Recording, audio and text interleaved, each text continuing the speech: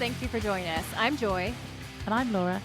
And this is The Witches of Letters, a supernatural rewatch podcast. Buckle up as we dive into Season 3, Episode 11, Mystery Spot.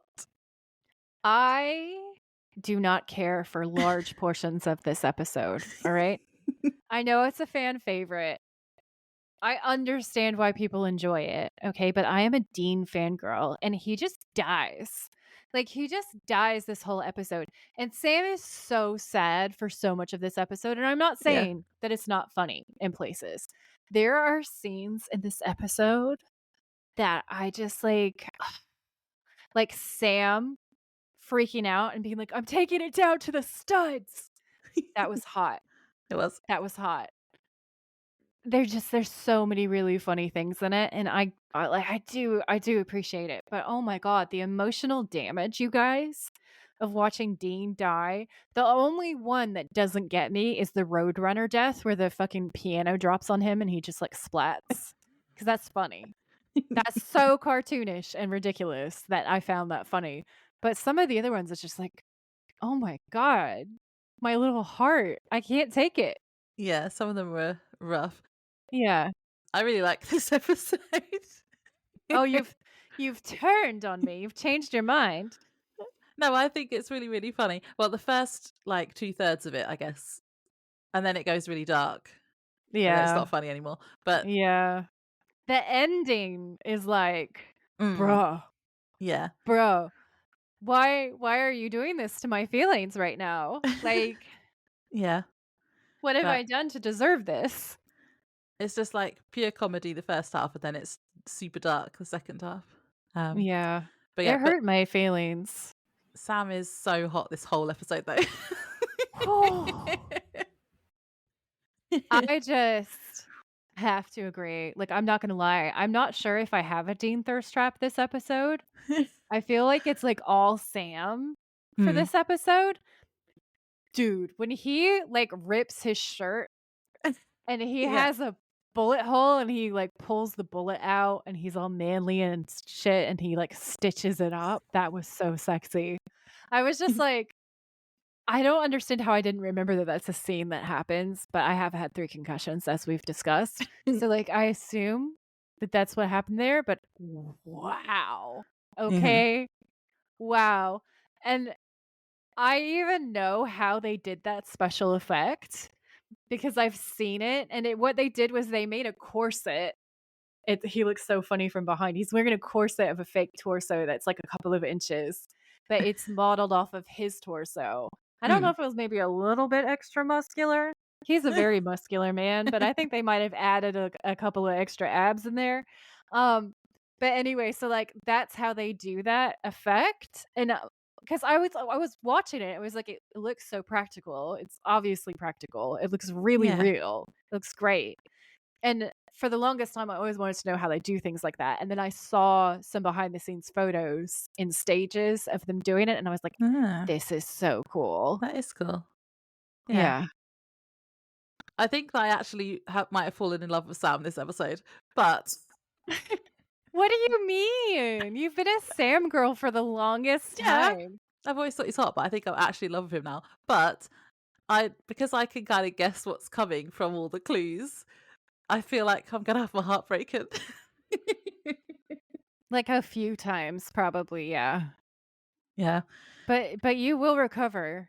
And there's also lots of extra awesome stuff that comes later on down the road. Do you remember how mad you were? Was it this season 2 cliffhanger when he dies?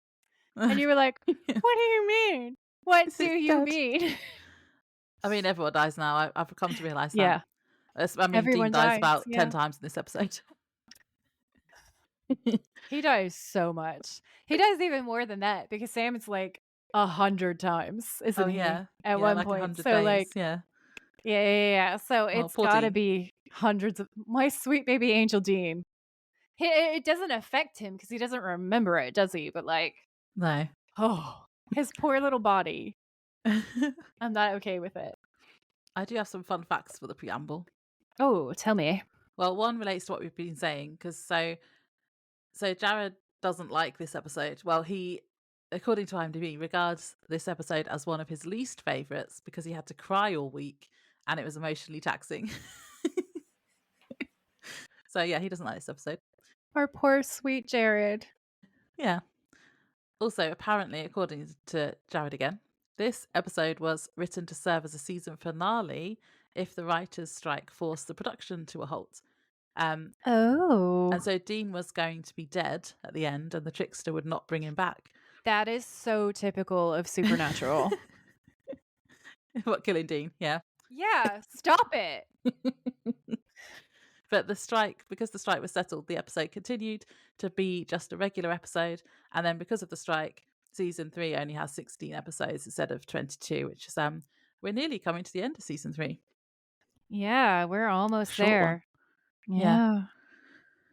And then the other fun fact I had, because we always like links to the X-Files. Although full disclosure, I did forget to look up this episode again. But this episode draws inspiration from the X-Files episode Monday, where Agent Mulder dies repeatedly and wakes up to relive the day anew. Now, I cannot remember that off the top of my head. I feel like if I'd watched a quick recap, I'd be like, oh yeah, that episode. But it's been about a year since I finished my rewatch and I can't remember it. It's ringing a bell. It's definitely ringing a bell. But it's also that episode was also co-written by John Sheban, Our favorite. yeah, who was on the producer of this episode, and that X-Files episode was also directed by Kim Manners, and this episode was also directed by Kim Manners. So lots of R.I.P. links. Kim Manners was amazing. What a talent. I really like most of my favorite episodes. I think were his directed ones. Yeah, me too. Should I do the synopsis then? Yes, please. So this is season 3, episode 11, Mystery Spot. The original air date for this episode was February 14th, 2008, Valentine's Day. Sam and Dean investigate a tourist trap called the Mystery Spot, where strange disappearances have been reported. While checking it out, Dean is suddenly killed. But then Sam wakes up and finds himself trapped in a time loop, reliving the same day over and over, and Dean dying each time. No matter what Sam does, he can't save him. Eventually, he discovers the Trickster is behind the time loop, who says he did it because he wanted to teach Sam a lesson about how he can't always save Dean and to prepare him for a life without him. The Trickster agrees to release Sam from the time loop, but then Dean dies again, but this time Sam spends 6 months without him, tracking down the Trickster. In the end, the Trickster puts them back to the day the time loop ended, but Sam, who remembers everything but decides not to tell Dean, is deeply shaken by the experience. Can I just say, everybody's like, we've got to prepare you for life without Dean, and they're all acting like they're going to turn him into like the Uber hunter. But they've all also said that he's supposed to be the Antichrist. So I just feel like I'm getting very mixed messaging. Yeah. Like, yeah. what is your goal in isolating Sam away from Dean and making him super strong? Like, I'm suspicious. I wonder if the Trickster was trying to make him lean into his evil side. His motives at the beginning are so vague, and like, he is very Loki-esque. He's very unpredictable. It does definitely make, like, one of the reasons why I'm questioning it is because I have a little bit more in terms of like what happens later, and I'm watching it, I'm just kind of feeling like, what was your motive? But there are so many supernatural entities that come back with this line, like really powerful beings, because the Trickster's like a god, right? And he's like, you've got to stop trying to save each other all the time because it's going to end in fuckery, basically. And I'm like, well, if you, the lord of fuckery, are like, it's gonna create too much chaos. Yeah. I find that interesting, right? And then it's like what Cara said when she was a guest on the show before in our crossover episode, which if you guys haven't listened to that, you should totally go back and listen to that. We have a crossover episode with the Prophecy Girls.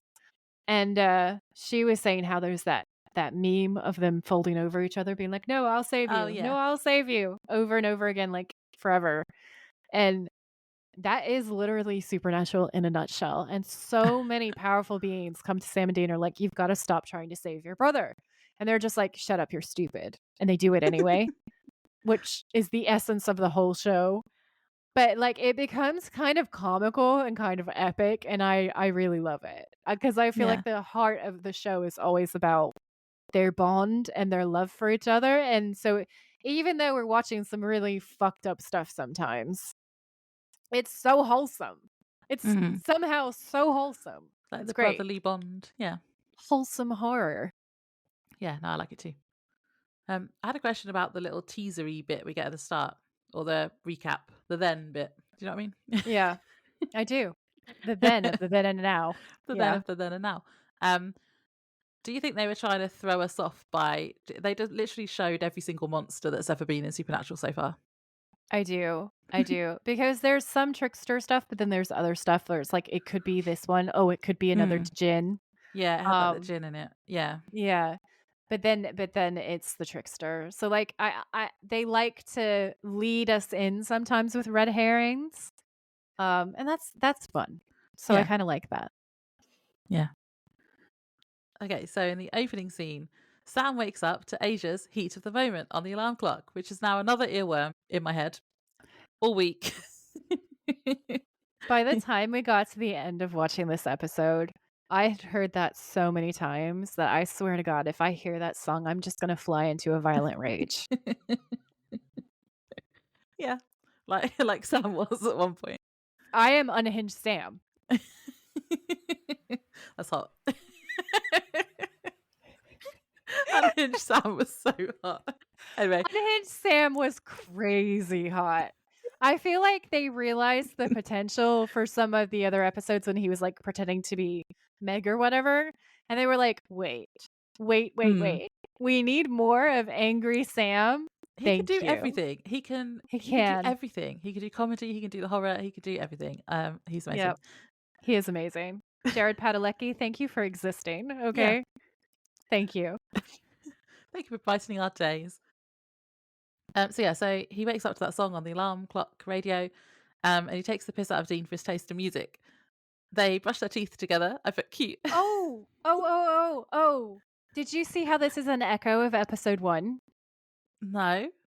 Okay, so remember in episode 1 where he gets in the car with Dean and he starts making fun of him and he says, "You need to upgrade your cassette collection." Oh And yeah. Dean's like, "Why?" And he's like, "Well, it's the best of mullet rock and also their cassettes." And he's like, he turns up the volume, doesn't he? He's like, "I'm sorry, I can't hear you over the music." And then just tears away. And in this one, Sam's like, "Really?" And Dean turns the volume up and is like, "Whatever, I can't Yeah. hear you." Yeah, it's a little callback and I loved it. I didn't notice that. I like that too. So they're brushing their teeth together, and Dean is gargling, and Sam is grossed out. Sam is waiting for Dean to get ready so they can leave. Then Dean's looking for his gun, but he comes across a bra instead. He asks Sam if it's his and laughs. I have so many questions. I'm sorry. Why does he have a bra? Did he buy this specifically to fuck with Sam? Did he take this off of some girl? Like, Yeah, did he bring a was it girl back to left? the motel when Sam was there? Like, I have so many unanswered questions about the lingerie, honestly. He probably just like had it in his belongings. Just Dean in a bra, casually eating a sub or something. No, I mean he's like kept it from I don't A know previous a tryst. I'm sorry, how old are you? Are we in the 1900s right now? Is it 1854? A tryst? I've never said that word before in my life. I can't think of another word. If you cut this from the episode, I will never speak to you again. That was the funniest thing that you've ever said. Oh dear. I feel like we're overtired today. Okay, so for those of you who don't know, it is incredibly hot right now where we are. We're going through a massive heat wave. It is like, I can say with authority, it is like Florida over here right now. Okay. It has been 95% to 98% humidity. It has been ridiculously hot for the UK. And something else, very briefly, because I'm not going to keep this rant very long. all the houses here, because it used to be so cold, they're all built to trap the heat inside. There are no shade trees. There's no air conditioning. There's no fans. They're completely uncivilized savages, y'all. So all you can do is open a window and pray that there's some wind. That's all you can do. That's it. So I'm having like flashbacks to when Hurricane Katrina took out all the power and all the water and there was no air conditioning. It's just like sweltering heat and misery. That's the end of my rant. Thank you. I Thank feel you like for you've had coming. that rant before. Last summer, I'm gonna probably. have it every summer. Every summer, at least once, you're gonna hear that. I am literally not even a whole paragraph into my notes. Pray for us. Pray for us, you guys. So yeah, so Dean finds his gun and they go to a diner for breakfast. Oh, as they walked into the diner, I noticed that there's a big planter of flowers again, like they had in a motel a few episodes ago. They literally kept that. They were like, "This is not going to waste," and then No. they put it in the middle of the like little cafe. Well, they're supposed, yeah, diner. Sorry, I don't know why I said cafe. But yeah, in the diner. Mm. Also, this was the ugliest piece of shit diner I've ever seen in my life. And what I need y'all to know is Broward County is more or less where I am from. I have spent a shit ton of time in Broward County. Like, that is where I would go all my weekends. That's where I go hang out with my Yeah. friends. So I know where this is filmed. Well, air quotes, because we all know this is in Canada, really. I know where it's supposed to be set. The way this does not look anything like Florida, when I realized I'm on the same page as the Texans. Remember before I was like, calm down, guys. It's a TV show. It doesn't I've changed my mind. Okay. I completely get it. It's so aggravating when you know someplace so well and it's just absolutely not at all what it looks like. Like it was ridiculous. I have so many notes about what's Florida and what's not Florida, honestly. This is not Florida. This was not it. I imagine it's quite hard to make Canada look like Florida. I can appreciate that, but I feel like their entire effort began and ended with filming on sunny days. Mhm. And even that did not succeed. There's literally a scene where it's so cold out that you can see their breath in the air when they're talking to each other. Dude. They threw some fucking flamingos in the hotel. The hotel thing was the little flamingo bubble things and the flamingos everywhere. And then that was it. That was where it began and ended. They were like, we're gonna film on days when there's some sun and we're gonna put flamingos everywhere and no one will ever know. I didn't even notice the flamingos. That was the whole theme of the motel this time, Laura. I don't How will think I you noticed rate the the theme. motel? I don't think I have notes for the motel, actually. I think I forgot about the motel. Oops. Anyway, so they sit down and Dean sees a pig and a poke on the specials menu, and Sam asks if he even knows what that is. And I wrote, do you know what that is, Joy? Because I have a fun fact. I do, but I'm not going to steal your thunder. I feel like what I'm going to say, my contribution to this conversation is Sam knows. Sam knows what it means and he thinks it's funny. You go ahead. Well, I just found this off IMDb, so you can fact check it as well. So it says, on medieval market days, the gullible might buy a pig in a poke, a baby pig in a cloth sack, without checking that the content really is a valuable piglet. What they really got was a worthless cat, rude. So a I pig was in a going to say cats are not worthless. Like they Oh, could have saved you from the plague, bitch. yeah. You should have kept that cat. So a pig in a poke is a con job or a worthless object presented as a Yeah. thing of value. So and letting the cat out of the bag comes from the same like thing. Because you'd open it up and be like, my little piglet. And it would be an angry cat. Yeah. I I'd rather have a cat than a pig. Actually, I don't know. feel like why not do both, you know? You could Yeah. have your medieval piglet, cute, okay, and then also a cat, and the cat would keep the rats away and keep you alive. I love pigs. I think they're cute, but having one as a pet, they get big, pretty big, don't they? So maybe not. They do. But they could get rid of all of your medieval garbage for you. Handy. Yes, and then you don't have to go anywhere. We have really tangented this episode. Wow. Wow. No, we haven't even got through the opening scene yet. So the waitress, who's called Doris, comes over and takes their order. Dean tells Sam that they shouldn't be doing whatever job they're currently on and they should be hunting down Bella instead, but they don't know where she is. The job they're currently working in this town is the disappearance of a doctor after he visited an attraction called the Broward County Mystery Spot. Did I say that right?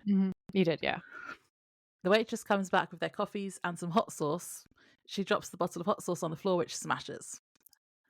After the diner, they're walking down the street in unison. I just Mhm, point that out for mhm, you. mhm.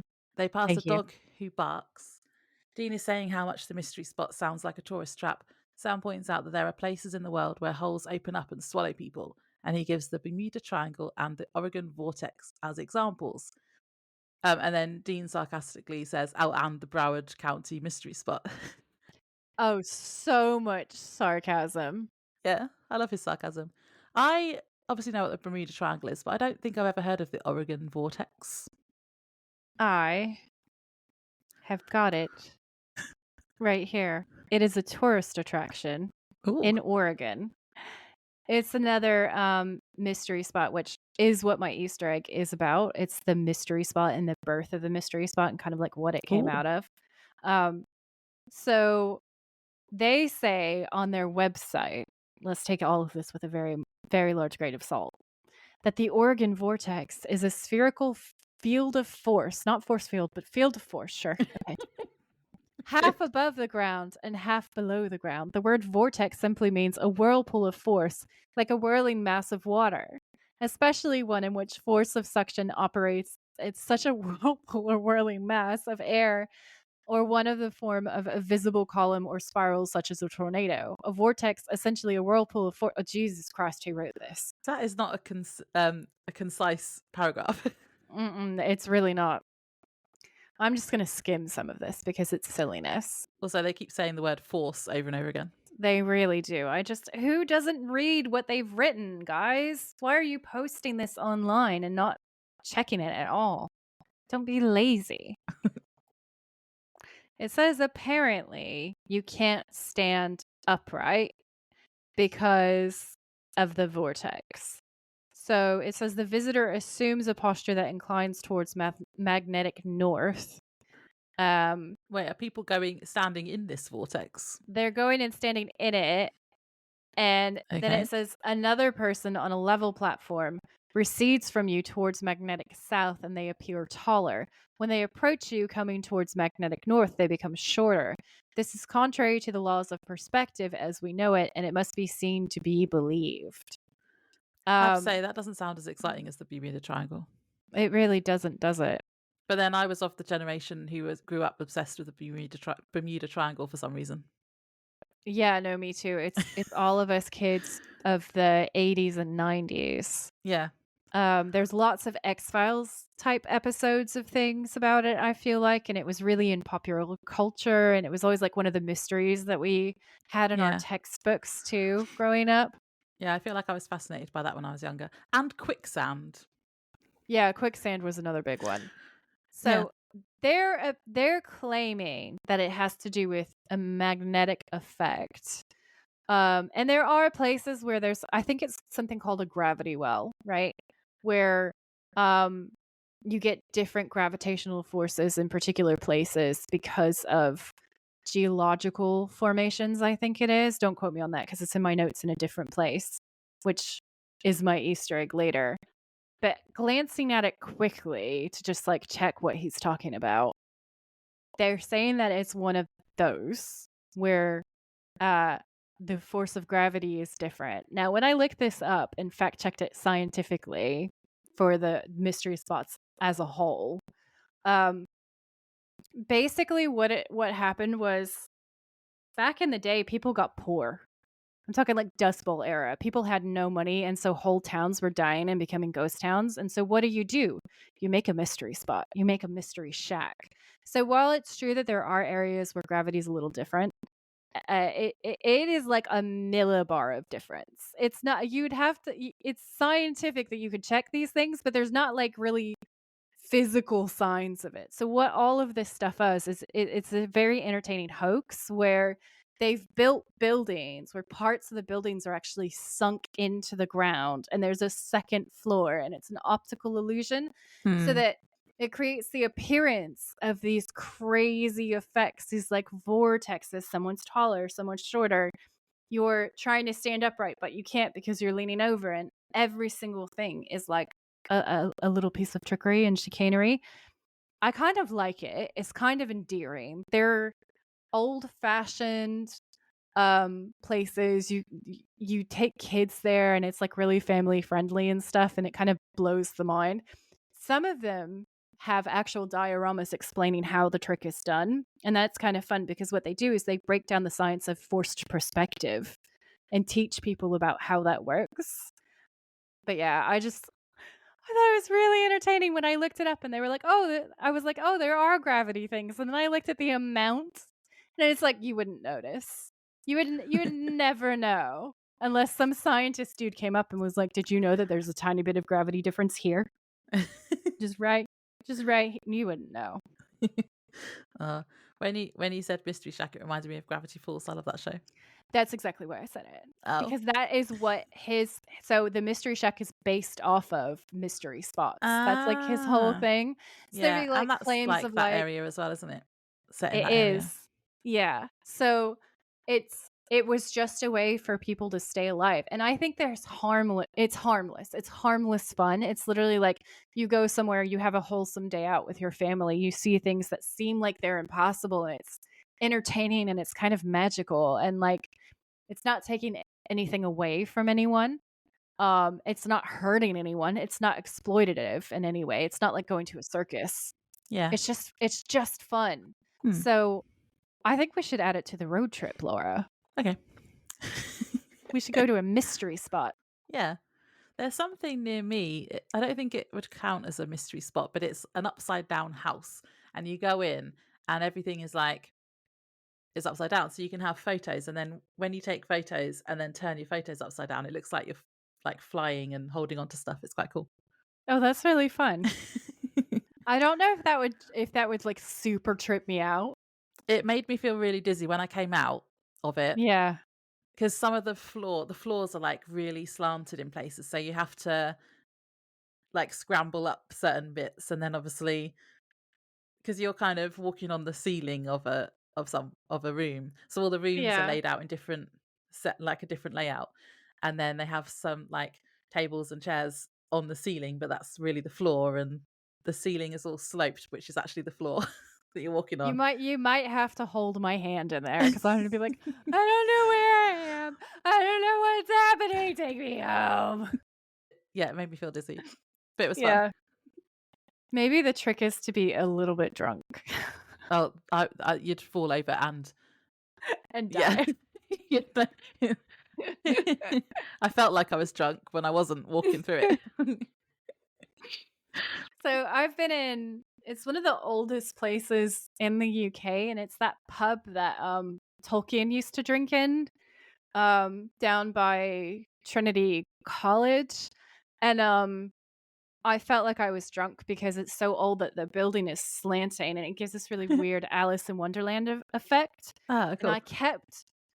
I'm dyspraxic, so like I don't know where I end and objects begin around me. I walk into walls at the best of times, guys. In that place, I was such a liability. Like because everything was on a slant as well. So you feel like you're being pulled in different directions.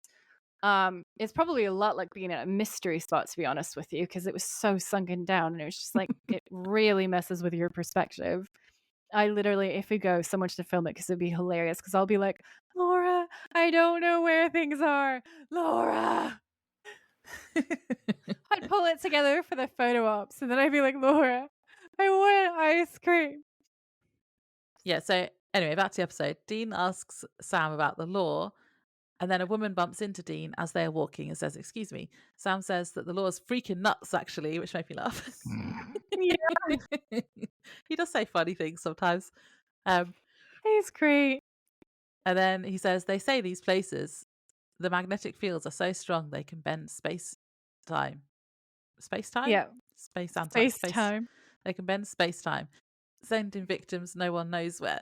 And Dean says, "Sounds a little X Files to me." They've got a little X Files Easter egg. Doo doo doo doo doo doo.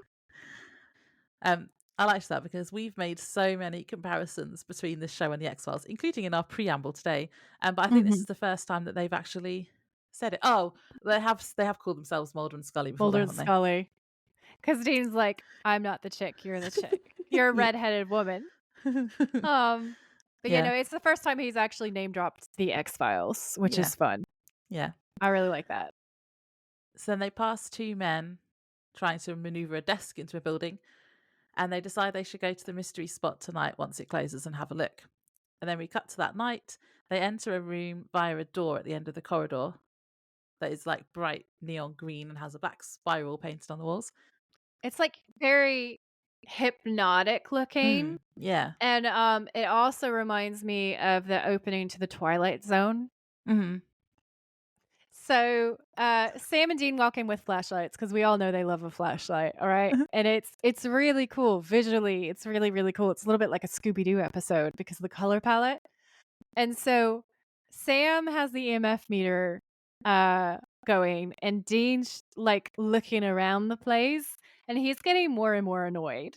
Like he's being so sarcastic. So it's just like basically furniture that is upside down, sarcastic air quotes, because like you can see that it's just like been like fucking glued to the ceiling basically, and it doesn't take a genius to figure it out. And Dean's like, wow, uncanny. Um, and so Sam keeps sort of scanning around, and Dean asks if he's found anything, and Sam's like, no. Like the EMF has nothing on it. And Dean's like, you have any idea what you're looking for? And Sam's like, yeah. And Dean raises his eyebrows, and Sam goes, no. No. I mean, we've had a discussion about the EMF detector. I don't think he's using it properly. He doesn't know what he's doing, does he? Um, so they shake their heads, and then they keep kind of exploring, trying to figure out what's going on. And then the owner comes around and says, "What the hell are you doing here?" And in my notes, I wrote like, "This is the most Florida thing," because this man comes out with a shotgun, and Sam turns to look, and Dean points his flashlight and a handgun towards this guy, and the owner aims his shotgun at Dean. And Dean starts moving his gun away to, like, de-escalate the situation. He's like, "Whoa, whoa, whoa, whoa, we can explain." And then the owner swings the gun over to Sam, and it's really tense and really scary, actually, because you can Mm. tell this guy is a bit unhinged. Also accurate to Florida. Like, he does give Yeah. Florida man. And the owner's like, "Are you robbing me?" And Sam's like, "Look, nobody's robbing you, calm down." And he keeps trying to talk him down, and then, he's screaming, "Don't move." And Dean's like, "I was just trying to put my gun down." And then the gun goes off, his shotgun goes off and hits Dean, and Dean falls to the ground, and Sam's like, "Dean!" Uh-oh. And he's clearly struggling to breathe and obviously dying, and I had deep emotional damage. I was not okay. This was not fun for me. And Sam's like, "Call 911." And the owner's like, I didn't mean to." And Sam's like, "Now." And it's like, "Yeah, dumbass. Call fucking the paramedics. He didn't even do anything. He was disarming himself and you shot him," which again, yes, very Florida. Okay, that was very accurate. So the owner runs to call 911, and Sam's like, "Hey, no, no, no, no, no, no, no, no, not like this." And that is so heartbreaking. And Sam's absolutely devastated. And the last thing that happens before the scene shifts again is he says Dean's name. Mm. Y'all, y'all, if I ever have to watch this episode again, I'm gonna need a drink in my hand. This episode hurts me. This is going to be fun because do you know what my notes say? I feel like I'm gonna be angry. Go ahead. All right. Oh no, Dean died. What else is new? Laura. Honestly. So then we get the title card. And then Sam wakes up to the same song, and we realise pretty quickly that he's reliving the same day. Mhm. His face the first time he relives everything is really funny because he's so good at comedy. He is really good at comedy. One of my favorite lines is coming up where he's like, "Yesterday was Tuesday, but today is Tuesday too."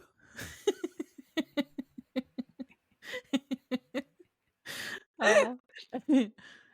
That is definitely one of my favorite quotes from this episode. Yeah. Yeah, Sam thinks he's just had a weird dream. So then they go to the diner as before, and everything plays out as it did last time, except that Sam is trying to work out what's going on because everything is matching his quote dream. Yeah. And he asks Dean if he remembers this all happening before. Oh, and then they have all the deja vu stuff, which is really funny. Yeah. I loved this bit. Um, Sam says this today, like it's happened before, because he's like, haven't you ever had that feeling where you're sure you're reliving a day? Yeah. So he's like it's all happened before, and Dean's like, you mean like deja vu? And Sam says, no, I mean like it's really happened before, and Dean's like, yeah, like deja vu. And Sam's like, no, forget about deja vu. I'm asking you if it feels like we're living yesterday all over again. And Dean's like, okay, how is that not day? And Sam cuts him off. He's like, don't say it. Just don't even. And then He's so Doris turns angry. up with the coffee and the hot sauce. And she says the same thing she says every fucking time, which is coffee, black, and some hot sauce for the oops crap. So I'm doing it once and then I'm not doing it again. So Sam sees it and he catches it as it falls, and Doris is shook because he's like Batman right now. And he kind of stares at it, and then he puts it on the table, and Doris is like, "Thanks." And she leaves, and Dean says, "Nice reflexes." And Sam just looks like, "What the fuck is Hmm. going on?" He's so So confused. confused, yeah. Because he doesn't understand what's happening. Mhm. That is generally what's meant by confusion.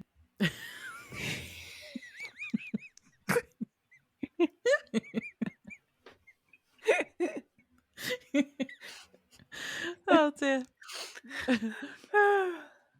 So then outside, they pass the dog again, and the woman bumps into Dean again. This is very hard to describe. This episode is going to be really hard to describe. Um, Dean thinks Sam is losing it, and Sam is getting more and more frustrated. Dean points out that maybe it's one of his visions, and I had a note here to say that they're bringing up his powers again, which they haven't done for ages, but now they have a few episodes in a row, and I Mhm. wrote, Mhm. interesting. Yep. This is also where he screams, "Yesterday was Tuesday, right? But today is Tuesday too." And he's like, "Yeah, no, you're good. You're totally balanced. Everything's fine with you." And Sam's like, "You don't believe me?" And that Dean's laughing at him, and that's when he bumps into the blonde girl. Hmm. Yeah, and then they pass the movers again, having an argument about the desk. Mhm. Sam thinks the mystery spot might be the issue and says they should check it out. Dean says, okay, they'll go tonight. And Sam's like, wait, what? No. And says No. they should just go right now instead, because Sam thinks if they go while it's open, Dean won't die. Dean says, "My God, you're a freak." I laughed so hard. They like the word freak in this show, don't they? It's their favorite word. Yeah, but he agrees to go now anyway, and then he steps out into the street and gets hit by a car. And then I wrote, oh no, Dean's dead again. I wrote, "This is what happens when you only look one way and then you step out into traffic. There's a reason why we're supposed to look both ways, Yeah, but okay? he probably never got taught that because his dad was an idiot That's trash." Yeah. and his mum died. Who would Yeah, have yeah, probably yeah, told yeah. him how to cross the street properly. I literally wrote, "You should look both ways." And then underneath it, I wrote, "I hate this episode." So then Sam wakes up again. I wrote, Sam's tortured what the fuck on morning number 3 is hot. My God. He's just hot the whole episode. He really is. This whole episode is just a walking Sam thirst trap. Okay. So we have the whole heat of the moment thing again. We have Dean be like, "Rise and shine again, Sammy." Same situation. Okay. Um, so then they go into the diner and Dean's all, "Hey, Tuesday, pick and a poke." And Sam is like, "Will you please just fucking listen to me? Because I'm flipping out." And Doris comes up and is like, "Are you boys ready?" And Sam's like, "He'll take the special side of bacon, coffee, black, nothing for me, thanks." And Doris is like, "You got it." She's just like, "What bug crawled up his ass and died?" And Dean's like, "Sammy, I get all tingly when you take control like that." That was funny. So funny. Sam's like, "Quit screwing around, Dean." And Dean's like, "Okay, okay, I'm listening." So you think we're in some kind of what again? And Sam says time loop. And Dee's like Groundhog Day. And he says, yes, exactly like Groundhog Day. He's so fucking done. It's great. And Sam's like, so you don't believe me? And Dean's like, it's just crazy. I mean, even for us, like, Dingo ate my baby crazy. Sam interrupts. And he's like, how did you know I was going to say that? And Sam says, because you said it before, Dean. That's my whole point. So then Doris comes up and delivers her same fucking line. Okay. Sam obviously catches the hot sauce without even looking at it. Uh, Puts it down. Dean says nice reflexes, and he's like, "Nah, I knew it was gonna happen." And Dean is like, "Okay, sure." And he's like, "I'm sure there's some kind of an explanation." And Sam's like, "You're just gonna have to go with me, Dean. You just have to. You just owe me that much." And he's like flipping out. And Dean's like, "Calm down." And he's shouting, "Don't tell me to calm down. I can't calm down. I can't." But he gets like really emotional towards the end, and he's like, "Because?" And Dean's like, "Because what?" And he's like, "Because you die today, Dean." And Dean's like, "I'm not gonna die. Not today." His level of Sagittarian arrogance is great. Okay, it's amazing. And Sam's like, "I've watched you die twice now. You're just gonna have to believe me, please." And Dean's like, all right. I still think you're nuts, but okay." And then Sam nods, but he's not happy. All right. Mm-mm. They're not on the same page at all. My summary of the next bit is just dog, woman, movers. Sam and Dean talking about the mystery spot. Dean says they'll go tonight. Sam says they can't because that's where he dies. Dean says, okay, we'll go now. Steps out into the road. Sam pulls him back. The car that hit him before drives past, and the old man driver shouts, "Get out of the way." Sam explains what happened yesterday, and Dean asks if it looked cool like in the movies. Because he got hit by a car, and he's like, "Did it look Yeah. cool?" And Sam says, "You peed yourself." And then Dean gets all butthurt and goes, "Of course I peed myself. Man gets hit by a car. You think he has the full control over his bladder? Come on." And then he goes to the end of the street and he looks left. And then he looks right and he looks very anxious while he does it. But like he's trying not to. Like he's trying to look cool still. And then he kind of nods to himself and he gives himself like a silent pep talk and then he steps out into the road. And that was absolutely amazing. Yeah. So they go to the mystery spot to question the owner. Are they pretending to be reporters in this bit rather than Yes. police? Okay. Sam gets more frustrated as the conversation goes on, asking how the mystery spot works, and it's really hot and funny. Dean asks about the missing man, and the owner asks what kind of article this is. Yep. Yep. So, can I just say there's a part where he says it's a family establishment, and I wrote, right when this guy says we're a family establishment, there's what I can only describe as a stripper mannequin in the backdrop. She's I got don't like think I a saw feather boa. Her boobs are like all the way out. that. She does not look like your average mannequin. It is hilarious. And I wrote, that is very Florida. That is one of the most Florida things I've seen so far. And then I wrote, Sam being all angry Mulder is hot as fuck, not gonna lie. Because it gets heated. So it starts out as like a normal conversation where they're trying to get information. And then he starts going off the rails a little bit more and a little bit more. He's like, so you'd know if anything strange happened. And the owner says, strange? Strange happens here all the time. It's a mystery spot. And then he kind of laughs a little bit. And Sam's like, what exactly does that mean? And the owner's like, well, it's where the laws of physics have no meaning. And Sam gets really angry and he's like, okay, like how? And the owner's like, take the tour. And he's smiling. And Dean says, the guy who went missing, Dexter Hasselbeck, he take the tour? And the owner's like, hold on a minute. What kind of article is this? And Sam says, just answer the question. And the owner says, the police scoured every inch of this place. They couldn't find that man. I'd never seen him before. We're a family establishment. Stripper mannequin. Okay. And then Sam says, listen to me. There is something weird going on here. Now, do you know anything about it or not? And he's like in this man's face. He's like nose to nose practically at this point. And the owner's like, look, okay, guys, give me a break. I bought the joint at a foreclosure auction last month. All right. Hell, I used to sell bail bonds. And Sam stares at him like he's going to punch him in the face. And Dean's like, okay, Kojak, let's go get some air. And he grabs his brother and steers him outside. It is so funny. Unhinged Sam is funny. Unhinged Sam is my favorite. Yeah, it's great. So then Dean theorizes that if he doesn't die today, then maybe the time loop will stop. He says that they should just get takeout and lay low at the motel. And then the desk that was being moved falls on top of him and squishes him. Oh dear. Okay, the look of relief on Sam's face right before Dean is Wile E. Coyote is actually so funny. Oh, so you thought that one was funny? Yeah, he's so cute and so traumatized. Oh dear. So then Sam wakes up again, and this time he's had enough and just lays back down again.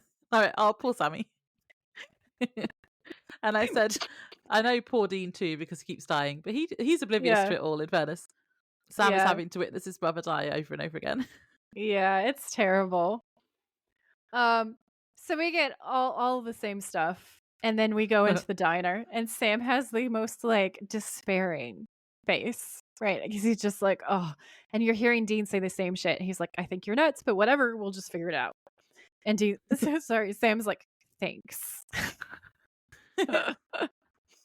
He's like, "If you're stuck in Groundhog Day, what's behind it?" And Sam says, "Well, at first I thought it was the mystery spot, but now I'm not so sure." And Dean's like, "What do we do?" And Sam's like, "Well, we gotta keep you breathing, try to make it to tomorrow. I mean, that's the only thing that I can think of." And Dean says, "Shouldn't be too hard." And Sam's like, "Yeah, right. Dean, I've watched you die a few times now, and I can't ever seem to stop it." And Dean's all he tries to be all inspirational big bro. He's like, "Well, nothing's set in stone. You say I order the same thing every day, right?" And Sam's like, "Yeah, pig and a poke, side of bacon." Dean turns to Doris and says, "Excuse me, sweetheart." And Doris turns around and says, "Can I get it sausage instead of bacon?" And she's like, "Sure thing, hun." And Dean's like, "See? Different day already. You see, if you and I decide that I am not going to die, I'm not going to die." And she brings the food over, and he immediately dies by choking on the sausage because he does not fucking chew his food. It's ridiculous. It As was you quite just sad because Sam was actually, you could see he was feeling a He bit was more hopeful. optimistic. Yeah. Yeah, he's talked him into it. He's given him the big speech. He's like, "Okay, we can do this. We can do anything as long as we're together." And then Yeah. Dean immediately dies choking on sausage. And as he's choking, you can see Sam's face. He's just like, oh no, not again. Yeah, he's like, "Dean, Dean." Poor, poor Sam. My note literally says Sam steals the credit for Dean's idea in the next Oh part yeah. because he does. And I also wrote, "Chew your food, dumbass." So Sam wakes up again. Dean is in the shower saying, so we can't even go out for breakfast. And Sam says, you'll thank me when it's Wednesday. And then Dean slips in the shower and dies. He's so sarcastic. He says, "Whatever that means." And then he immediately dies. And then Sam wakes up again. The brothers eat tacos. Dean asks if they taste funny to Sam. And then Sam wakes up again. And then Dean is electrocuted, plugging in a razor. And then Sam wakes up again. And then we cut to the mystery spot where Sam is smashing the wall down. Dean is, Oh my god, this is my favorite scene. I like this bit Mm. too. Dean is sitting with the owner who's tied to a chair and gagged. He's not okay. It's so funny. He's Um, so hot though in this bit. he's so hot. I wrote, "This scene is my favorite. Unhinged Sam is hot." Establishing shot of the neon green and black spiral hallway is really cool. There's several thuds. Sam is breaking down the walls with an axe. Dean grins at the owner who is duct taped to a chair, and he's trying to be reassuring. And Dean's like, "Everybody's fine. Nobody's going to get hurt. Okay. Sammy?" Sam stops and turns around. Dean's like, "Maybe you should drop the axe and let this guy go. What do you say?" And you can see he's trying to talk him down. He's like, "You've lost your fucking mind. I'm trying to rein you in, you know?" And Sam's like, "Something's got to be going on here. I intend to find out what." And he goes back to taking this place apart brick by brick with a fucking axe. And Dean's like, "Place is tore up pretty good, dude. Time to give it a rest." And Sam says, "No, I'm going to take it down to studs." And he is like, that A is the hottest thing I've ever seen in my life. Mhm. And B is such an amazing line. Like, that is one of my favorite lines. "I'm going to take it down to the studs." Um, so Dean stands up and he's like, "Sammy, that's enough. Give me the axe." And this is all you hear is off screen is them fighting. And so Sam says, "Leave it, Dean." And Dean's like, "Give it." And Sam says, "No, you give it." And then Dean's like, "Let it go." And Sam's like, "No." And then Dean says, "Let it go. Come on." And then he says, "Dean, leave it, please." And then the owner is just splashed with blood. And Sam's like, "Dean?" Oh dear. The owner is totally traumatized as well. He's trying to scream through the duct tape while covered in blood. That one was genuinely funny. So did Sam actually kill Dean? Yes. Oh no. just one of those, like, it's all fun and games until someone loses an eye.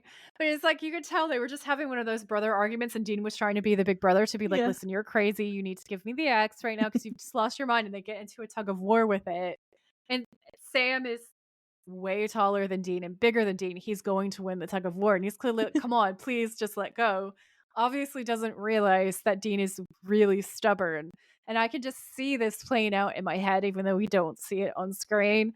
And he must have at some point let go and it like thunks into Dean's neck or something Yeah. while he's like, it's going to be something like that.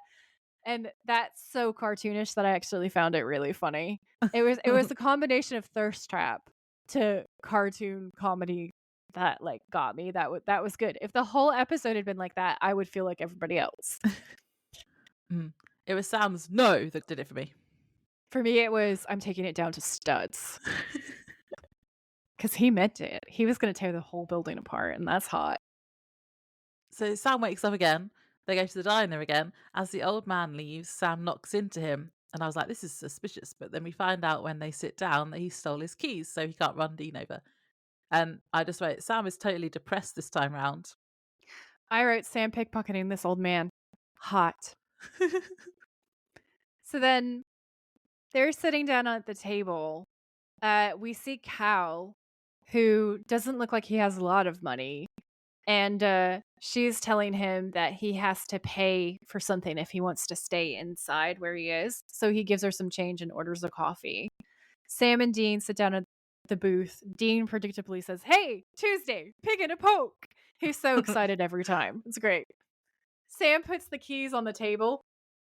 And this whole scene, Sam looks both sad and angry. And Dean says, "What are those?" And Sam says, "The old man's. Trust me, you don't want him behind the wheel." And Doris asks if they're ready. And Dean's like, "Yeah, we are. I'll have the special side of bacon and a coffee." And Dean says, "Hey, Doris, what I'd like is for you to log in some more hours at the archery range. You're a terrible shot." And she's like, "How'd you know that?" And Sam's like, "Lucky guess." And we can all tell that Dean has also died by being shot by Doris, which is really funny. Um, so Dean's like, "Okay, so you think you're caught in some kind of what again?" And they have the whole Groundhog Day conversation, blah, blah, blah, blah, blah. And Dean's like, "You're so grumpy." And Sam says, "Yeah, I am. You want to know why? Because this is the 100th Tuesday in a row I've been through, and it never stops, ever. So yeah, I'm a little grumpy. Hot sauce." And Dean says, "What?" And then Doris arrives at the table, obviously drops it, and Sam obviously catches it. And then Dean says, "Nice reflexes." And Sam says what we know he's going to say, which is, "I knew it was going to happen." Dean, "I know everything that's going to happen." And Dean says, "You don't know everything." And Sam says, "Yeah, I do." And then in unison, Dean and Sam say, "Yeah, right, nice guess." Sam says it wasn't a guess. And then also in unison, "Right, you're a mind reader. Cut it out, Sam." Sam. And they lean towards each other simultaneously. And then they do everything in unison. And they say, "You think you're being funny, but you're being really, really childish," which is something Laura would say to me. And they say Sam Winchester wears makeup. Sam Winchester cries his way through sex. Sam Winchester keeps a ruler by the bed, and every morning when he wakes up, and then Dean throws up his hands and says, "Okay, enough." And then Sam goes on to prove that like he's been there so many times. He starts breaking down like what other people are like in the diner that they're in. Um, there's a funny part where he says that the judge puts on a furry bunny outfit, also very Florida. And the judge who hears this knocks over his glass. He's shook, and that's pretty funny.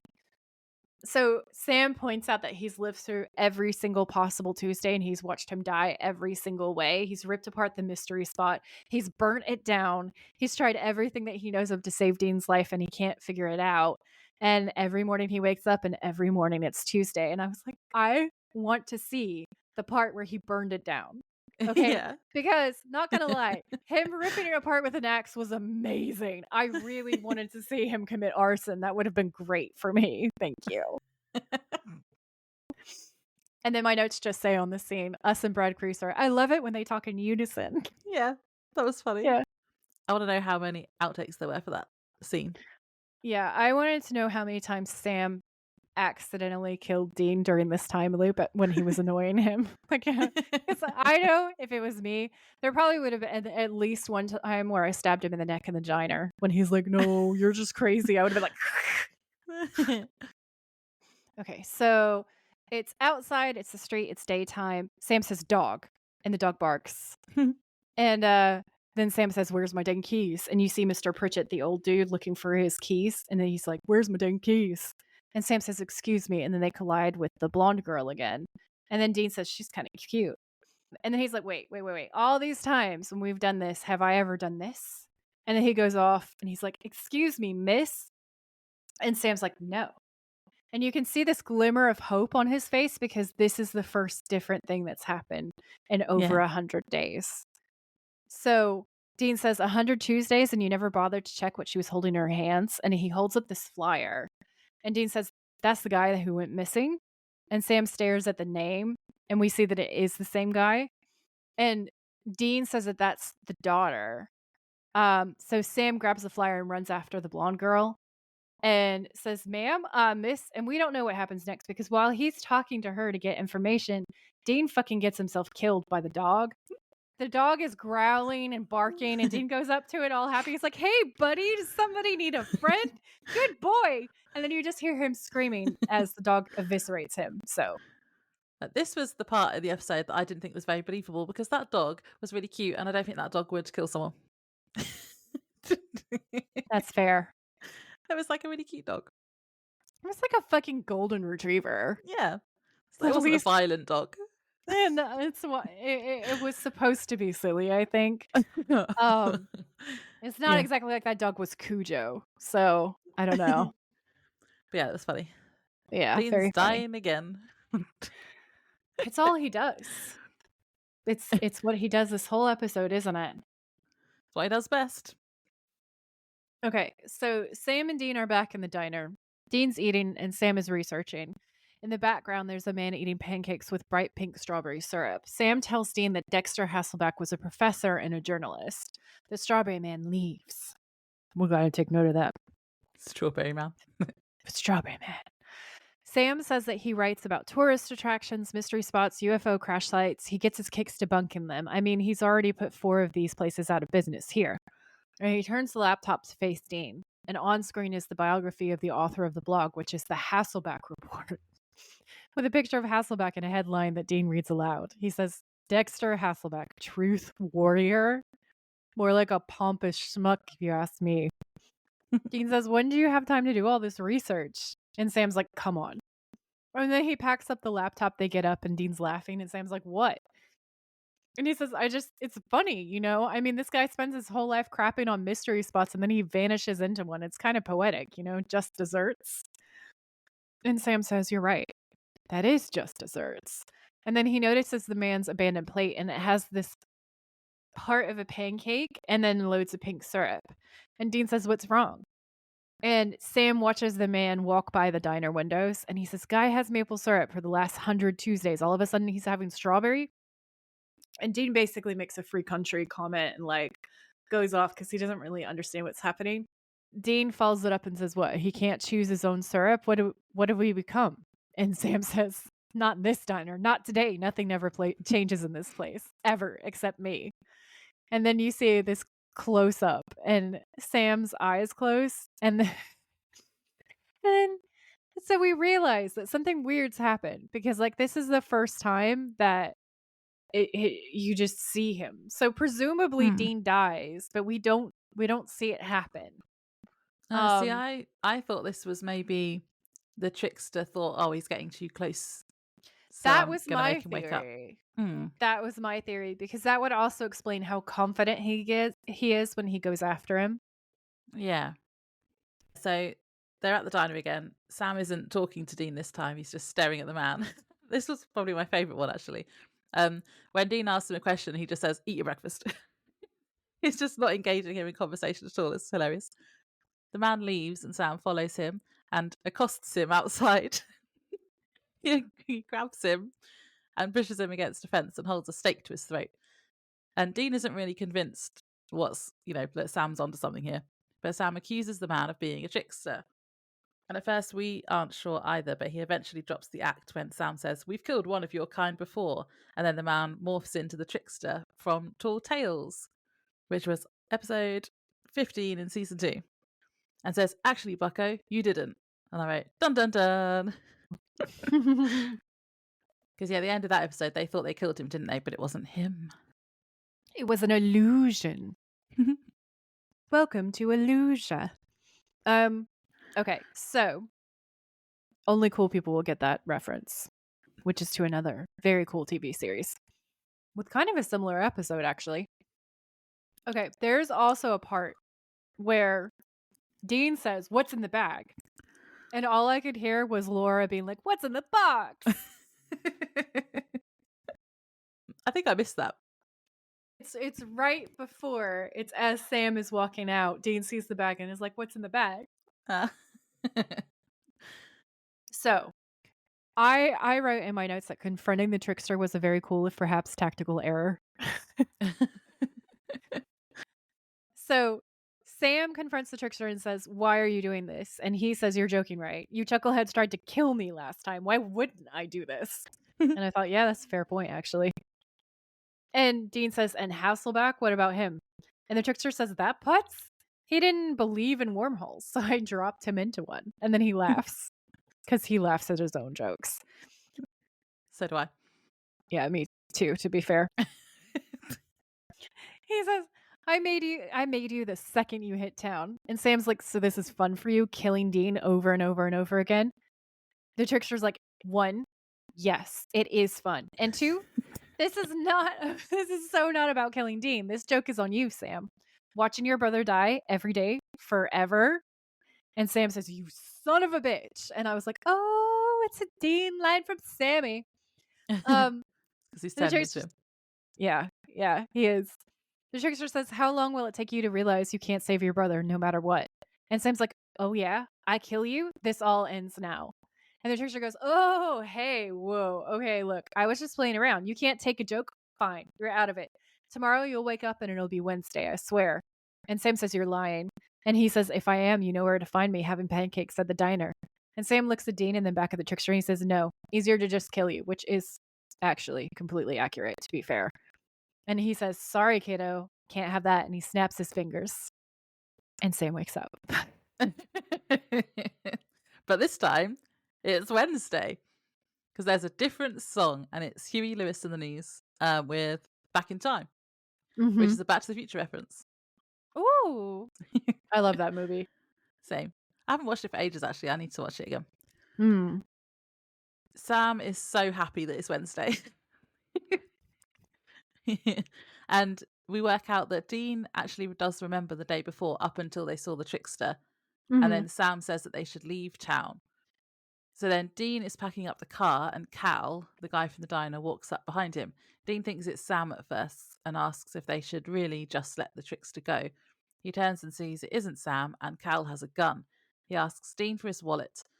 Dean tells him to relax. Cal says he is relaxed, which he's definitely not because he's like, "I am relaxed." Yeah. Screaming. It's like, try telling your face that. Then we cut to inside where Sam is packing, and then we hear a gunshot and we see Cal running away. Sam coming outside to find Dean shot and bleeding. But this time, Sam doesn't wake up and Dean dies in his arms. And I wrote, "Here endeth the fun part of the episode." Emotional damage. Because now it's just sad. It is really, really, really, really sad. Sam's like, "This isn't supposed to happen today." And he's like basically crying. And then he opens his eyes because he's expecting to kind of like go to sleep and wake up. And Sam just says, "I'm supposed to wake up." And it's so unbelievably sad. Mm. I would like the writers of Supernatural to pay for my therapy bills after the emotional damage they have inflicted upon me. And then that means you have to pay for mine because you made me watch it. Rude. So then it's 6 months later. Sam is driving the Impala, which was hot. Oh, yeah. All of this is so sexy. We get a little montage of what Sam's been up to over the last 6 months as a voiceover of Bobby leaving him a voicemail asking him to call him as he hasn't seen him for 3 months. And basically, we can infer that Sam has been acting like John did when Mary died. So, like, one track, I've got to find the trickster, kill the trickster, because he killed Dean. And then I wrote, is this what he'll be like when Dean dies for real? I'm so excited to share my notes with you, Laura. I wrote 6 months later, Sam is so hot. This montage. He sews up a bullet hole. Sweet baby Jeebus. Praise the Lord of Thirst. The pink toothbrush. This has my whole heart. So I know that I'm jumping ahead just a little bit, but I'm fine with that because time is meaningless to me. Basically, Especially in the this pink episode. yeah, this episode is just like so in the beginning, Dean clearly bought Sam this pink sparkly toothbrush and he got himself the blue toothbrush because he's always making jokes that like Sam is the girl and everything.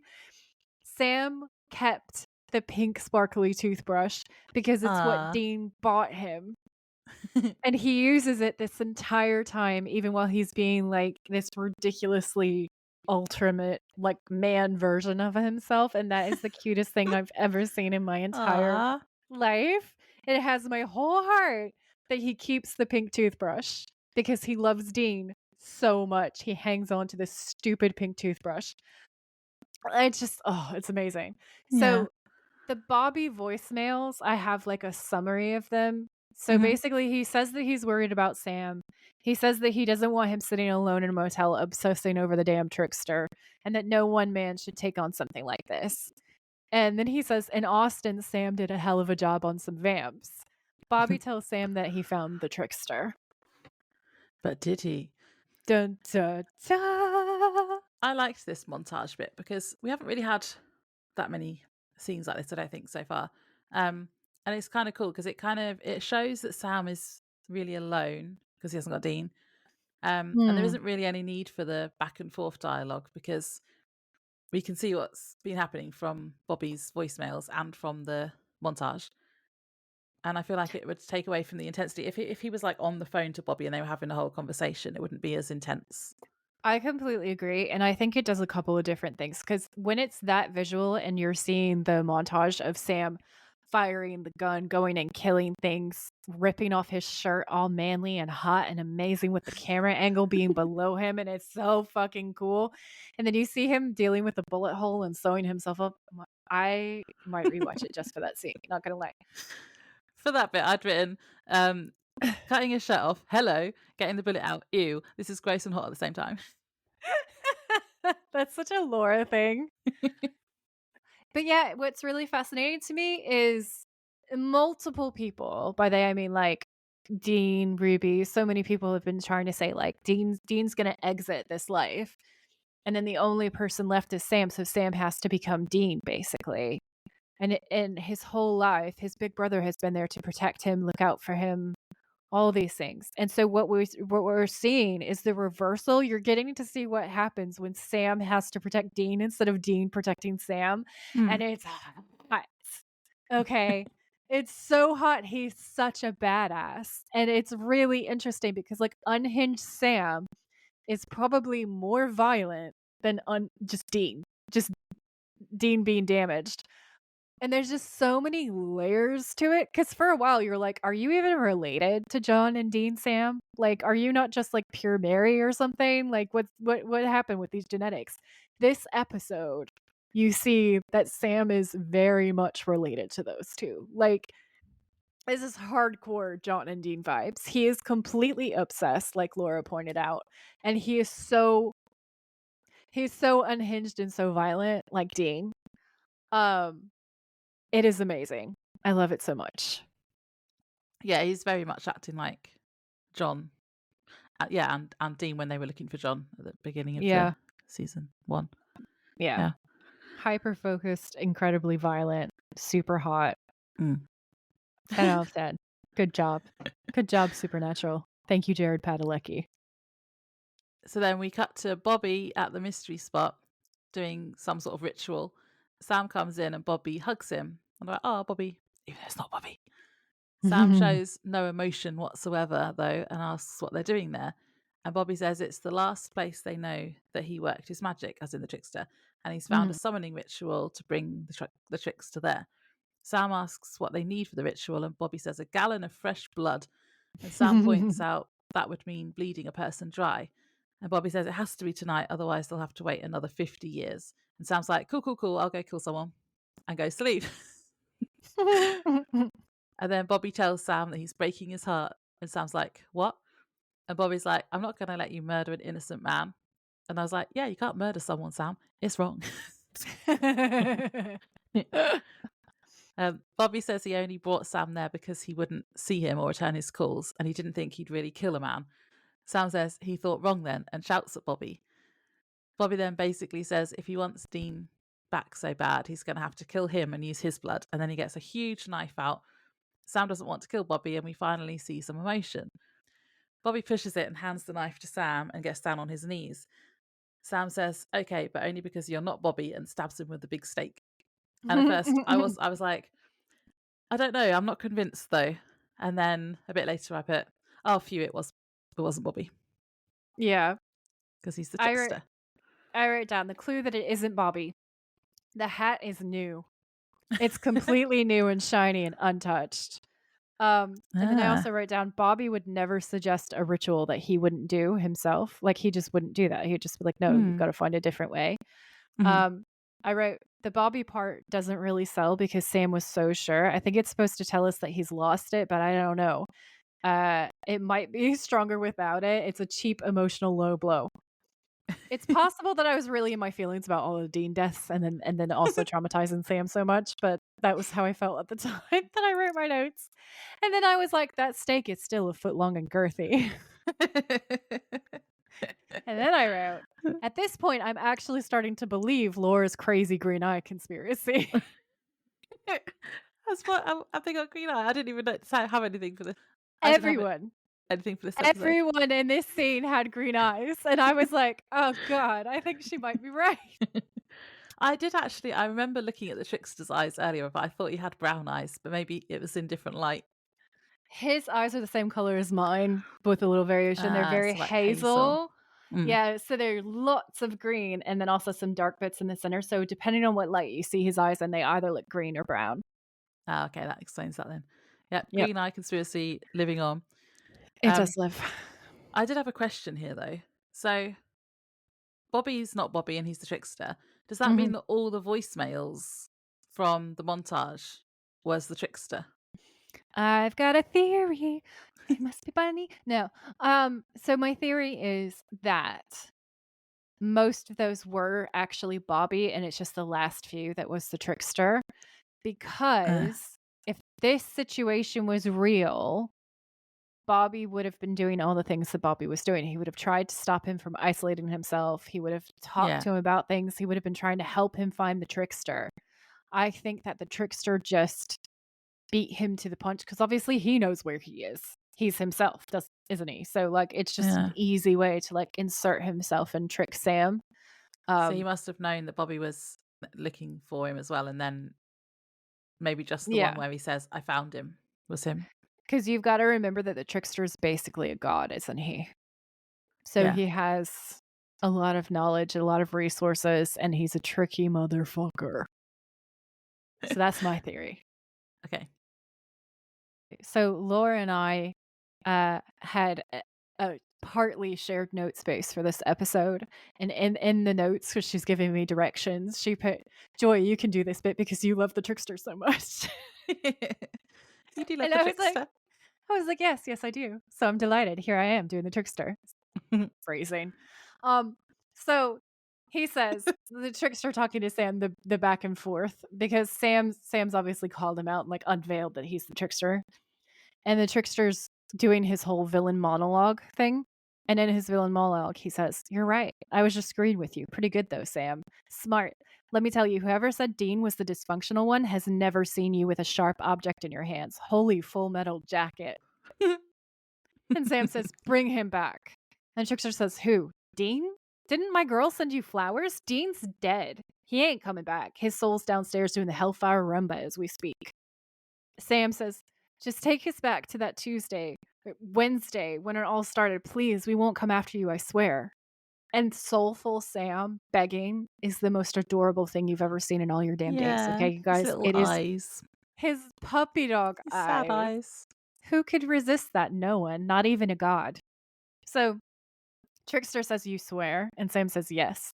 And the Trickster says, I don't know, even if I could. And Sam's like, you can. Trickster says, true. but that doesn't mean I should. Sam, there's a lesson here that I've been trying to drill into your freakish Cro-Magnon skull. And Sam says, lesson? What lesson? And the trickster says, this obsession to save Dean, the way you two keep sacrificing yourselves for each other, nothing good comes out of it. Just blood and pain. Dean's your weakness, and the bad guys know it too. It's going to be the death of you, Sam. Sometimes you just got to let people go. And Sam says, he's my brother. The trickster says, yep. And like it or not, this is what life's going to be like without him. Sam's like, please, just please. And I've never seen Sam beg before, but your whole heart breaks for him. Yeah. Even though the trickster's kind of got a point about the sacrificing themselves over and over again. But A little bit. But it's sad. Poor Sam. Yeah. And he says, I swear, it's like talking to a brick wall. Okay, look, this all stopped being fun months ago. Your travel's bickle in a skirt, pal. I'm over it. And Sam says, meaning what? And the trickster says, meaning that that's for me to know and you to find out. And he snaps his fingers. And then we see the close-up that we've seen so many times of Sam's closed eyes, and he opens his eyes. And I wrote, Trickster can't say no to sad Sammy, because no one can say no to sad Sammy. Sam makes puppy dog eyes out of cosmic force. Cosmic force. Oh my god, fine, you win. I want to know what he meant, though. Intriguing. Do. Well, you're going to find out soon enough. Oh, cool. Your soon, though, might be like 3 seasons down the line.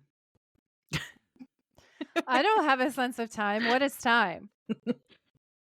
So, Dean's there, and it's Wednesday. Yeah. And Sam says, it's Wednesday. And Dean's like, yeah, it usually comes after Tuesday. Turn that thing off, meaning the radio. And Sam throws off the covers and pulls Dean into a hug. And he's like, dude, how many Tuesdays did you have? It is adorable. And Sam's like, enough. What do you remember? And Dean says, I remember you were pretty whacked out of it yesterday. I remember getting up with the trickster. That's about it. And Sam nods. And he's like, let's go. And Dean says, no breakfast? And Sam's like, no breakfast. And he's like, oh, all right, I'll pack the car. And Sam says, wait, you're not going anywhere alone. Dean's like, it's the parking lot, Sam. And Sam says, just trust me. So we see him getting dressed and zipping up the bag, and Dean opens the door and then turns back, and he's like silhouetted in the frame, and he says, hey, you don't look so good. Something else happened? He doesn't really say anything. And he says, I just had a really weird dream. And Dean nods and says the same line he says before that has not aged well, where he says clowns are midgets. Oh, yeah. Did not age great. No, I left that out of my notes. For the clowns as well. So Sam looks up and Dean grins, and Sam tries to smile back at him, but he doesn't 100% sell it. And Dean walks out and Sam follows behind him, and he looks back at this unmade bed. He turns off the light and he closes the door. And I was like, stop making Sam sad. And I wrote it in all caps, and that was basically my feeling on the whole thing. I do think it's interesting he didn't tell Dean, because they don't really communicate very well, do they? They do not. My notes, I just put, poor Sam, he had to watch Dean die multiple times, then had 6 months without him, where he turned hardcore John. He killed fake Bobby, and now none of that technically happened, but he remembers it all, and he decided not to tell Dean any of it. Yeah. That's a lot to take on and keep to yourself, Sam. It's too many things. Talk to your brother.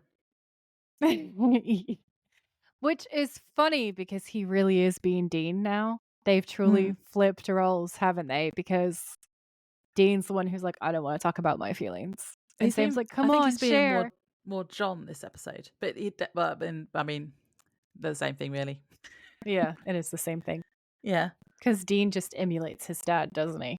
Yeah. But it's interesting because Sam hated that about both of them early on. Yeah.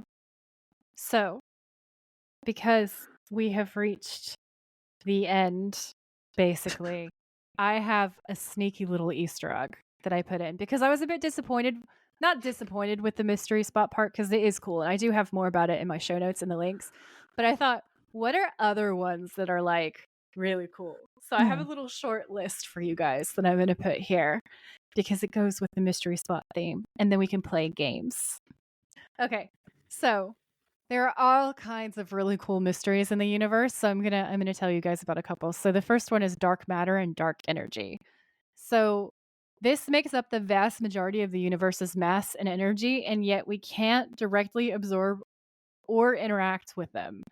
They are starting to make strides with things like this, but we still don't understand how it works. It's like everything depends on it.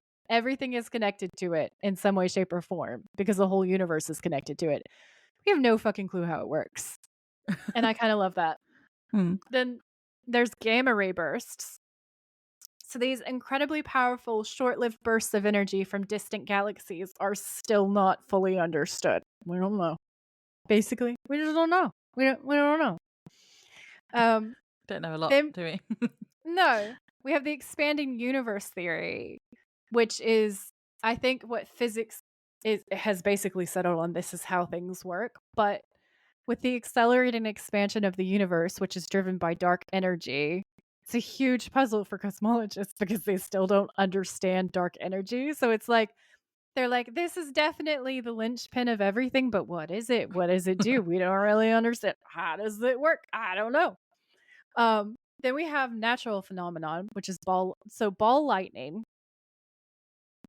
These glowing, sometimes moving spheres of light have been reported to appear during thunderstorms with no scientific consensus on their origin. Then you have sailing stones, which are large rocks that move across flat land with no apparent force. Don't know how that Ooh, works. that sounds fun. Yeah. Blood falls, which is a crimson waterfall in Antarctica, which scientists have only recently been able to explain. There's the Taos Hum, a persistent low frequency hum that has been heard in Taos, New Mexico for decades with no definitive source. Yeah, creepy. It is. And then the Windsor hum, similar to the Taos hum, a low frequency hum heard in Windsor, Canada, with no known source. And just this week, scientists have revealed evidence of a widespread universal thrumming, an astral phenomenon they believe is caused by black holes echoing as they merge.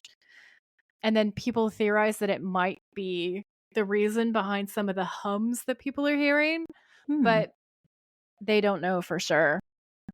There have been some scientific studies into the Taos hum, and there are different theories trying to explain it, like geological phenomenon, um, things linked to very low level earthquakes and stuff like that. But the weirdest part is it's something like 13% of the population that hears it. And some of them are describing also some other really, really trippy things. It's pretty fascinating. Hmm. Yeah. Definitely go into the links in the show notes and have a look at it. There's more details on different mystery spots, but because the mystery spots are basically like fun, wholesome pranks, I felt like it would be more worthwhile to spend a little bit more time on some actual mysteries. The phantom like sounds, well, the sounds they can't explain, that's really weird because it's like, well, it must be coming from somewhere. Yeah, it's spooky, very Hmm. spooky. When I looked into it, I think Taos has a lot more possible reasonable explanations, but the Windsor one is seems really weird. Like really, really, really weird. Um, Yeah. so that was really fascinating to me. They're both interesting because there's been so much research done on the Taos hum that there's a lot of like interesting little data points, and some of it is so odd. I definitely think that's worth a read. Hmm. It kind of reminds me of have you heard about sky trumpets? No. What are they?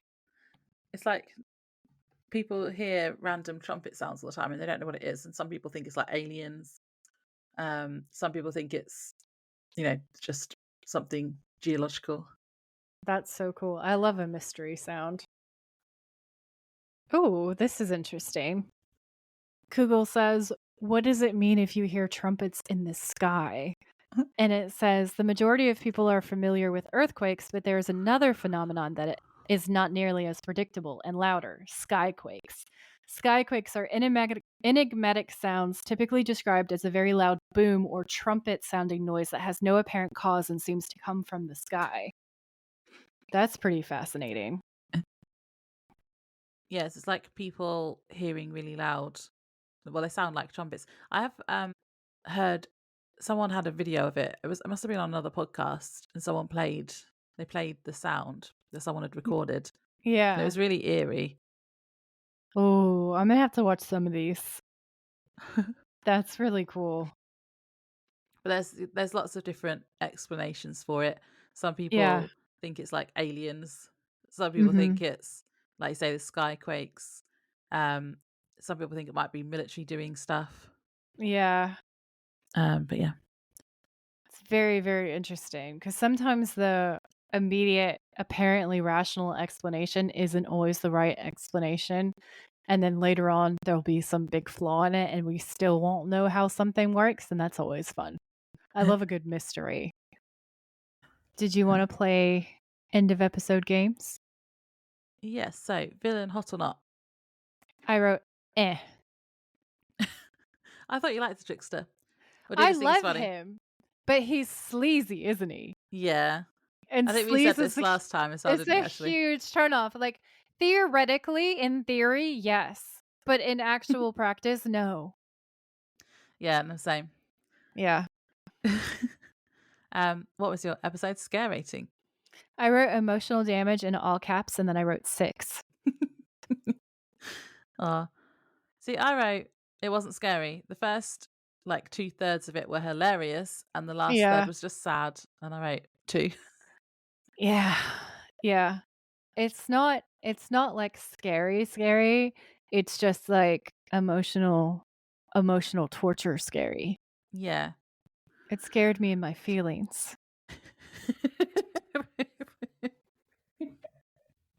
What was your favorite quote? "No, I'm gonna take it down to studs." That was good.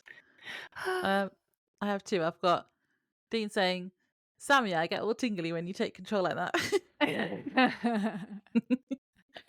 And I also had, "Eat your breakfast." That was great. That was a great line. I love that one. My best thirst trap was just Sam all episode. But Yeah. if I had to choose one particular moment, it would be when he shouts no. So you basically your quote, that bit. Yeah. I'm gonna take it down to studs. Yeah. Um, so best thirst traps, I wrote, "No, I'm gonna take it down to studs." And also the 6 months later, Sam sewing up the bullet hole, and then I just wrote, Yeah. "Damn." Yeah. That would probably be my second bit. Mhm. MVP? Well, I put Sam, but I don't. I mean, I suppose it has to be Sam just for putting up with what he had to put up with. I guess there Yeah. wasn't really any saving of anyone because the trickster just stopped tricking him. But yeah, He's like Q in Star Trek. He's too powerful. Like, you can't actually, like, yeah, defeat him, can you? You just kind of have to be charming enough that you win him over, just like you have to have Picard is. sad puppy dog eyes. Exactly. You have to be so adorable that the cosmic force is like, "Oh my god, fine. Have it your own way. I'll bring your brother back to life."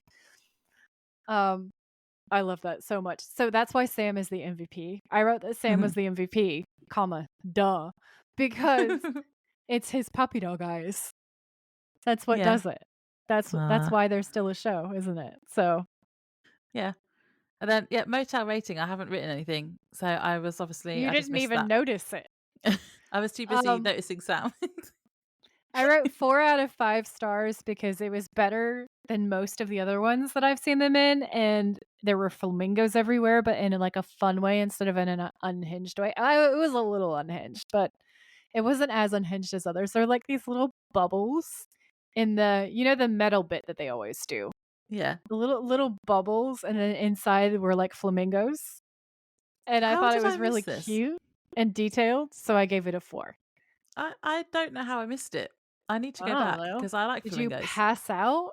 Were you unconscious again? Are Maybe. you taking your iron tablets? I do keep falling asleep again. I don't know. I totally blanked on the motel, but I want to see the flamingo motel, so I'm gonna have to watch it again. Yep. I wanna watch Sam take it down to studs again. Yeah, I'm just gonna watch He's the a stud. first part and not watch the sad part. Yeah. I am just gonna watch all of the funniest parts and fast forward everything else. And Yeah, I'm just also I'm gonna gonna watch find the the thirst motel. traps. Yeah. I'm gonna find the motel bits and the Sam being hot bits, yeah. Yeah, that's the way forward. Um, so this what are we on? Episode what did I say it was? 11. Something like that. So 12, 13, 14, 15, 16. We've only got 5 episodes left. I like that you counted. I can't do Yeah, maths. we don't have a lot to go. We don't have very far to go. We're what, halfway or something? Maybe a little bit more than halfway? I feel like season 3 has been really good. It's had a lot of Yeah. story development and it's had really fun episodes as well because we had what was the other funny one? Tall Tales, Mhm. and the fairy tale one. There's been fun episodes. There have been fun episodes. There's been a lot of chicanery. Okay? Chicanery and nonsense is what season 3 is for, I feel like. Hmm. Um, so let me see. A Very Supernatural Christmas was pretty wild. Oh yeah. Um, Red Sky at Morning, you had some James Bond references and like Hmm. all the thirst traps. Bedtime Stories is really great. Um, Bad Day at Black Croc is Oh, that's the one I was thinking amazing. of. Yeah. Not I didn't And mean then Tall Tales, did I? It's because that's the one with the trickster. That's season 2. you've got The Kids Are All Right with Ben being a mini baby Dean. Yeah. Like, there's so many really cool, funny, entertaining, episodes, I feel like. So, yeah, it is really, an awesome season, to be fair. Yeah. Do you wanna say goodbye to the people, Laura? Bye. Bye! Thanks for tuning in. If you like this episode, please rate, review, and subscribe. We would be very grateful. And if you know someone who would enjoy it, please share. You can find us on Instagram at the Witches of Letters podcast, or you can email us at thewitchesofletters@gmail.com. Until next time, stay safe out there, have each other's backs, and always keep fighting.